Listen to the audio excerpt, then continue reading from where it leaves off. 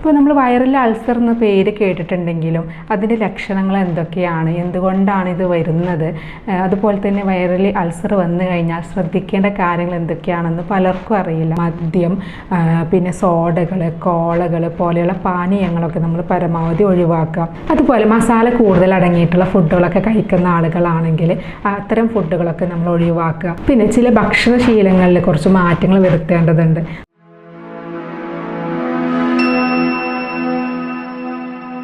നമസ്കാരം. ഭക്ഷണം കഴിച്ചാൽ വയറിന് വേദന, വയറിഞ്ഞെരിച്ചിൽ, നെഞ്ചിരിച്ചിൽ, പുളിച്ച് തികട്ടുക, ഇങ്ങനെയുള്ള ലക്ഷണങ്ങളൊക്കെ നമുക്ക് പലർക്കും അനുഭവപ്പെടാറുണ്ട് അല്ലേ? എന്നാൽ ചില ആളുകൾക്ക് ഇത് പതിവായിട്ട് തന്നെ കാണാറുണ്ട്. എന്നാൽ പലപ്പോഴും ഈ ലക്ഷണങ്ങളൊക്കെ അവർ അവഗണിക്കാറാണ് ചെയ്യാറുള്ളത്. ഇത് സാധാരണയായിട്ട് സംഭവിക്കുന്ന ഒന്നാണ്, അല്ലെങ്കിൽ ഭക്ഷണത്തിൽ എന്തെങ്കിലും മാറ്റങ്ങൾ വന്നപ്പോൾ വന്നതായിരിക്കാം എന്ന് പറഞ്ഞ് പലപ്പോഴും അതിന് ചികിത്സയൊന്നും എടുക്കാറില്ല. എന്നാൽ വയറിലുണ്ടാകുന്ന അൾസർ അല്ലെങ്കിൽ പുണ്ണിൻ്റെ ഒക്കെ തുടക്ക ലക്ഷണങ്ങളാണ് ഇവയൊക്കെ. ഇപ്പോൾ നമ്മൾ വയറിൽ അൾസർ എന്ന പേര് കേട്ടിട്ടുണ്ടെങ്കിലും അതിൻ്റെ ലക്ഷണങ്ങൾ എന്തൊക്കെയാണ്, എന്തുകൊണ്ടാണ് ഇത് വരുന്നത്, അതുപോലെ തന്നെ വയറിൽ അൾസർ വന്നു കഴിഞ്ഞാൽ ശ്രദ്ധിക്കേണ്ട കാര്യങ്ങൾ എന്തൊക്കെയാണെന്ന് പലർക്കും അറിയില്ല.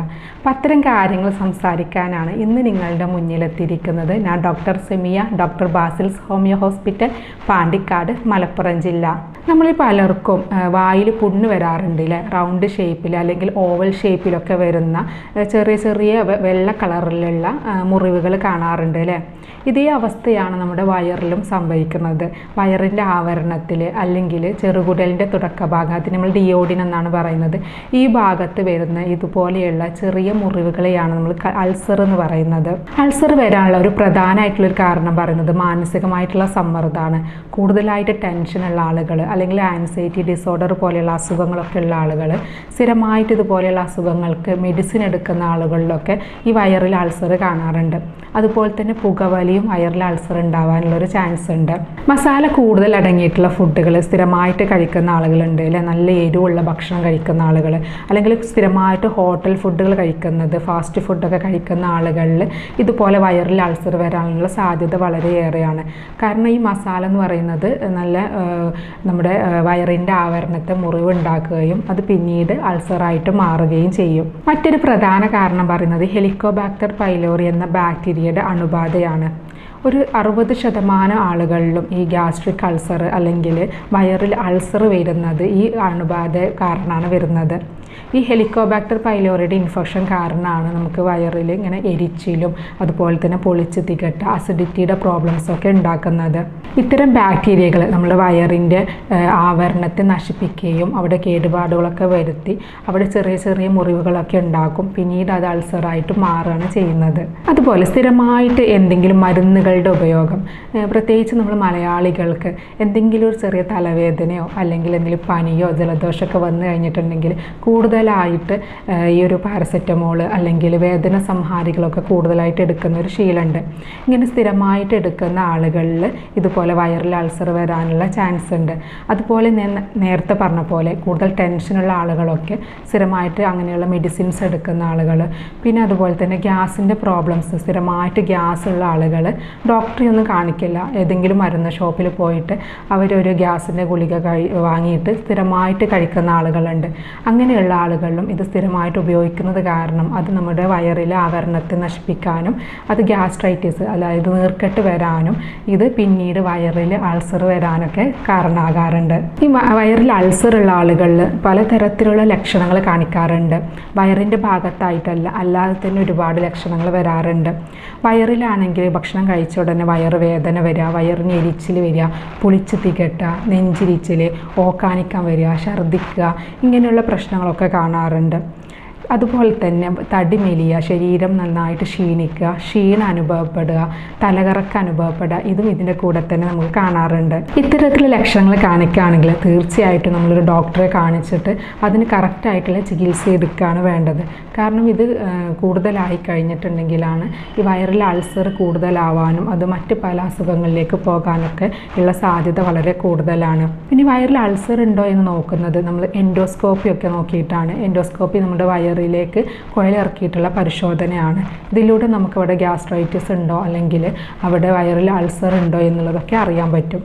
അതുപോലെ നമുക്ക് ഹെലിക്കോബാക്ടർ പൈലോറിയുടെ ഇൻഫെക്ഷൻ ഉണ്ടോ എന്നറിയാൻ വേണ്ടിയിട്ട് ചെയ്യുന്നത് രക്തപരിശോധനയാണ്. ഈ ഒരു ടെസ്റ്റുകളിലൂടെയൊക്കെയാണ് നമ്മളിത് രോഗം നിർണ്ണയിക്കാറുള്ളത്. കൂടുതലുള്ള ആളുകളിലൊക്കെ എൻഡോസ്കോപ്പിക് ബയോപ്സിയൊക്കെ ചെയ്യാറുണ്ട്. ഇനി വയറിൽ അൾസർ ഉള്ള ആളുകളാണെങ്കിൽ, പതിവായിട്ട് ഇത്ര ലക്ഷണങ്ങളൊക്കെ കാണിക്കുന്ന ആളുകളാണെങ്കിൽ ശ്രദ്ധിക്കേണ്ട കുറച്ച് കാര്യങ്ങൾ, അതുപോലെ തന്നെ നമുക്ക് വയറിൽ അൾസർ വരാതിരിക്കാൻ വേണ്ടിയിട്ട് ശ്രദ്ധിക്കേണ്ട കുറച്ച് കാര്യങ്ങളാണ് ഇനി പറയുന്നത്.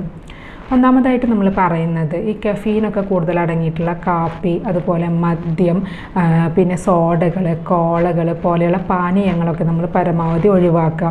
ഇത്തരം കോളകളൊക്കെ കഴിക്കുന്നതിലൂടെ നമുക്ക് പലതരത്തിലുള്ള ബുദ്ധിമുട്ടുകൾ ഉണ്ടാക്കുകയും അത് ഗ്യാസ്ട്രൈറ്റിസ് വരാനും അത് വയറിൽ അൾസർ ആവാനുള്ള ചാൻസ് ഉണ്ട്.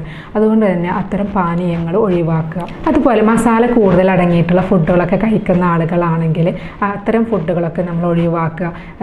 മുളക് പൊടി, അതുപോലെ കുരുമുളക് പൊടിയുടെയൊക്കെ ഉപയോഗം പരമാവധി കുറക്കുക. അതുപോലെ ജാതിക്ക പോലെയുള്ള സുഗന്ധ വ്യഞ്ജനങ്ങളുടെ ഉപയോഗം കുറക്കുക. ഇതിൻ്റെ കൂടെ തന്നെ നമ്മൾ കൂടുതലായിട്ട് കൊഴുപ്പടങ്ങിയിട്ടുള്ള ഫുഡുകൾ, അതുപോലെ തന്നെ പാലുൽപ്പന്നങ്ങൾ, തക്കാളിയുടെ ഉൽപ്പന്നങ്ങളൊക്കെ നന്നായിട്ട് കുറക്കുക. പിന്നെ ചില ഭക്ഷണശീലങ്ങളിൽ കുറച്ച് മാറ്റങ്ങൾ വരുത്തേണ്ടതുണ്ട്. നമ്മൾ കൃത്യസമയത്ത് ഭക്ഷണം കഴിക്കുക. അതുപോലെ തന്നെ ഇന്നത്തെ ആളുകൾ കൂടുതൽ ഒരു ബിസി ഉള്ള ആളുകളാണ്. ഇപ്പോൾ രാവിലെയൊക്കെ പലരും രാവിലത്തെ ഭക്ഷണം സ്കിപ്പ് ചെയ്യാറുണ്ട്. ഓഫീസ് ജോലി ചെയ്യുന്നവർ അല്ലെങ്കിൽ കോളേജിലൊക്കെ പോകുന്ന കുട്ടികളൊക്കെ ആണെങ്കിൽ രാവിലത്തെ ഭക്ഷണം കഴിക്കില്ല. അതിനുശേഷം ഒരു ഉച്ചയാകുമ്പോഴാണ് അവരുടെ ഭക്ഷണം കഴിക്കുന്നത്. അതുവരെ നമ്മുടെ വയറിൽ ഈ ഹൈഡ്രോക്ലോറിക് ആസിഡ് വന്ന് നിറയുകയും അത് നമ്മുടെ വയറിൻ്റെ ആവരണത്തെയൊക്കെ ബാധിക്കുകയൊക്കെ ചെയ്യും. അതുകൊണ്ട് തന്നെ നമ്മൾ കൃത്യസമയത്ത് ഭക്ഷണം കഴിക്കുക. ഒരു നേരത്തെ ഫുഡ് നമ്മൾ ഒഴിവാക്കരുത്. അത് എല്ലാവരും ശ്രദ്ധിക്കേണ്ട ഒരു കാര്യമാണ്. അതുപോലെ പുകയില ഉൽപ്പന്നങ്ങളൊക്കെ കൂടുതൽ ഉപയോഗിക്കുന്ന ആളുകൾ ഇത് ഒഴിവാക്കുന്നതാണ് നല്ലത്. ഇനി വീട്ടിലിരുന്നു കൊണ്ട് ചെയ്യാവുന്ന കുറച്ച് ടിപ്സുകളാണ് പറയുന്നത്. ഒന്നാമതായിട്ട് പറയുന്നത് പ്രോബയോട്ടിക്സ് കൂടുതൽ അടങ്ങിയിട്ടുള്ള ഫുഡുകൾ കഴിക്കുക.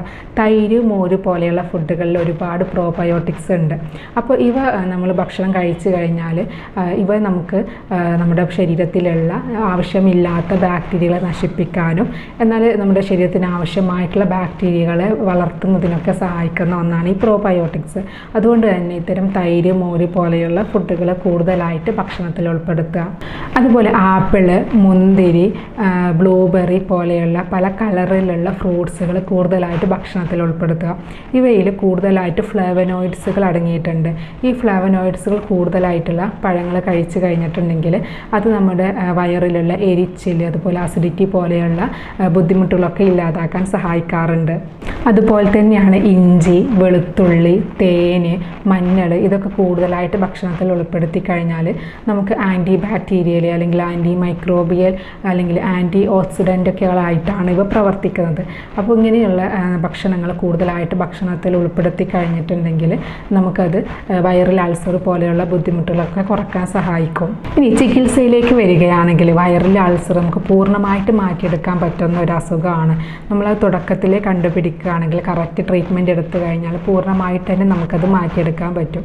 ഇനി ഹോമിയോപ്പതിയിലേക്ക് വരികയാണെങ്കിൽ രോഗിയുടെ ശാരീരികവും മാനസികവുമായിട്ടുള്ള പ്രത്യേകതകൾ പഠിച്ച് യൂറോപ്യൻ നിർമ്മിത സോഫ്റ്റ്വെയറുകൾ ഉപയോഗിച്ചിട്ട് രോഗനിർണയം അതുപോലെ മരുന്നുകളൊക്കെ നിർണ്ണയിച്ചതിന് ശേഷം ജർമ്മൻ മെഡിസിൻസ് ഉപയോഗിച്ച് നമുക്കിത് ഫലപ്രദമായിട്ട് ചികിത്സിക്കാവുന്ന ഒരു അസുഖമാണ്. അപ്പോൾ ഇതുമായി ബന്ധപ്പെട്ട് എന്തെങ്കിലും സംശയങ്ങളുണ്ടെങ്കിൽ എനിക്ക് വാട്സപ്പ് ചെയ്യാവുന്നതാണ്. ഞാൻ doctor Semiya, doctor Basil's homeo hospital, Pandikkad, Malappuram ജില്ല.